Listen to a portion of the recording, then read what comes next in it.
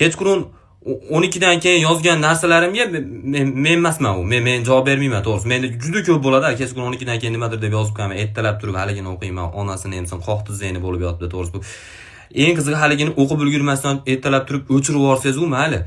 O'chirib yuborsangiz ham ko'rinib turadigan Telegramlar bor Androidda. Endi shu iPhone'ga ham chiqibdi. Novagram degani chiqibdi. O'chirib yuborsangiz ham ko'rinib turar ekanda. Endi qo'shimcha yaxshi funksiyalari bor ekan. Misol, mashinanglarda umriga zomin bo'ladigan funksiyalari bor ekan. Haligi APK fayl tashlab olmaydigan qilib qo'ysangiz bo'lar ekan. Chet el nomeridan yoza olmaydigan qilib qo'ysangiz bo'lar ekan. Keyin haligi ovozidan uyatib голосовойda o'rniga ko'p narsa yozaveradiganlar bor. Ovoz ham qanaqa haligi qaysidir qo'shiqda aytib qo'ysa, uni siz eshitib qolsangiz, muzikaga bo'lgan qiziqishingiz tushib ketadi.